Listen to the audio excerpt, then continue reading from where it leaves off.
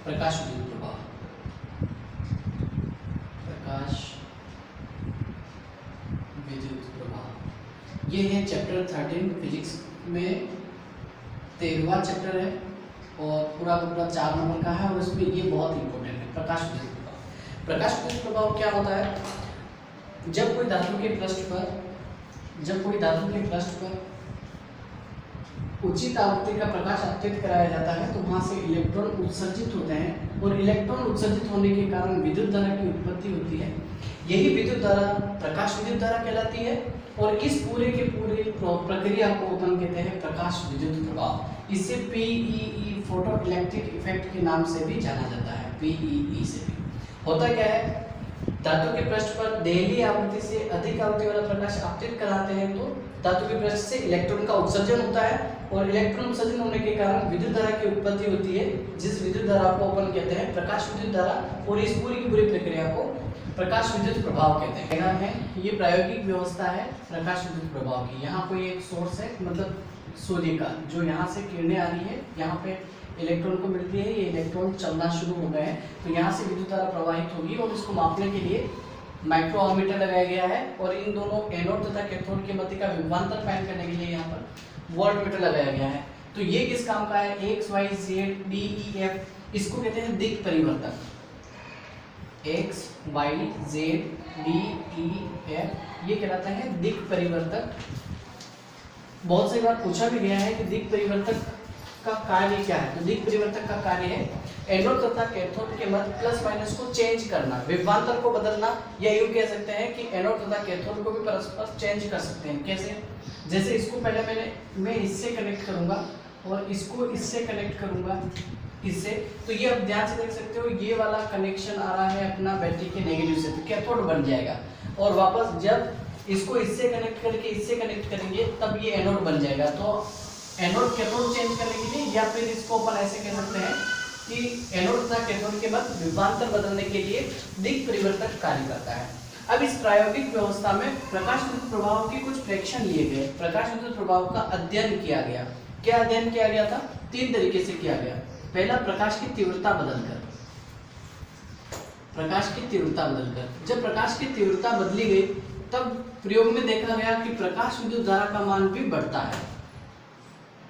प्रकाश विद्युत धारा आई और प्रकाश की तीव्रता, जब प्रकाश की तीव्रता बढ़ाते हैं तो ये प्रयोग क्या कहता है कि प्रकाश विद्युत धारा का मान भी बढ़ता है। लिखना भी ऐसा ही है, जैसे जैसे प्रकाश की तीव्रता बढ़ाई जाती है वैसे वैसे प्रकाश विद्युत धारा का मान भी बढ़ता है। सेकंड, दूसरा, एनोड तथा कैथोड के मध्य विभवांतर बदलकर, जब अध्ययन किया गया विभवांतर बदलकर, जब विभवांतर बदला तो ये अध्ययन किया गया। इस प्रयोग में ये देखा, ये प्रेक्षण आया कि प्रकाश विद्युत धारा का मान आई, इधर माइनस विभव इधर प्लस विभव, तो इनके बीच में ग्राफ ऐसा प्राप्त हुआ। और इसका मतलब ये है कि शुरुआत में जब विभव का मान बढ़ाया गया तो विद्युत धारा का मान भी बढ़ा, लेकिन एक बिंदु ऐसा है उसके बाद विभवांतर का मान बढ़ाने पर भी प्रकाश विद्युत धारा का मान नहीं बढ़ा। जब इस विभवांतर को ऋणात्मक किया गया, माइनस विभव दिया गया, तो यहाँ पे प्रकाश विद्युत धारा का मान घटने लगा और एक बिंदु ये ऐसा आया जहाँ पर प्रकाश विद्युत धारा का मान 0 हो गया। इस विभव को बोलते हैं निरोधी विभव। तो निरोधी विभव किसे कहते हैं? ये बात एक और अपने पास नहीं आ गई है। प्रकाश विद्युत प्रभाव में दिया गया वह ऋणात्मक विभव जिस पर प्रकाश विद्युत धारा का मान 0 हो जाए तो वह विभव निरोधी विभव कहलाता है और इसको V नोट से प्रदर्शित किया जाता है। जब विभवांतर बदलने हैं तो एक बात की ध्यान रखना है, प्रकाश की तीव्रता को नियत रखा जाता है, प्रकाश की तीव्रता नहीं बदला जाता। एक और बात है प्रकाश की आवृत्ति, प्रकाश की आवृत्ति बदलकर।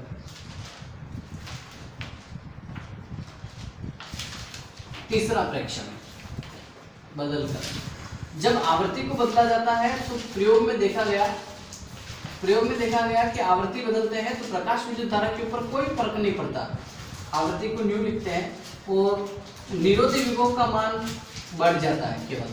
तो जब प्रकाश की आवृत्ति बदलते हैं तो विभवांतर को और प्रकाश की तीव्रता को नियत रखा जाता है और इसमें देखते हैं कि प्रकाश विद्युत धारा के ऊपर कोई प्रभाव नहीं पड़ता, केवल और केवल निरोधी विभव का मान बढ़ जाता है। जब ये सेकंड वाला फ्रैक्शन लेते हैं, विभवांतर बदलते हैं, तब प्रकाश की तीव्रता को और आवृत्ति को नियत रखा जाता है, तब ये आता है, ये आता है। और जब प्रकाश की तीव्रता का अध्ययन किया जाता है, इसको बदला जाता है, तो विभवांतर को और आवृत्ति को नियत रखा जाता है। ये तीनों की तीनों फ्रैक्शन है, फ्रैक्शन लेके ऐसा सिस्टमेटिक लिखना है। इसमें इंपॉर्टेंट बात क्या है, जो प्रकाश विद्युत प्रभाव है, इसके अंदर प्रकाश ऊर्जा को विद्युत ऊर्जा में बदला गया है। सेकेंड इंपॉर्टेंट बात क्या है, जब देहली आवृत्ति से अधिक आवृत्ति वाला प्रकाश यहाँ आपतित हो रहा है, तो आपतित होते ही तुरंत क्या होता है, इलेक्ट्रॉन का उत्सर्जन हो जाता है और विद्युत धारा की उत्पत्ति होती है, विद्युत धारा बन जाती है। अर्थात इलेक्ट्रॉन उत्सर्जन होने में 0 समय लगता है, 0 समय लगता है। ये बात इसकी इंपॉर्टेंट है। ये हो गया अपना प्रकाश विद्युत प्रभाव। लिखना भी यही है, वापस बेक कर करके लिख लेना है।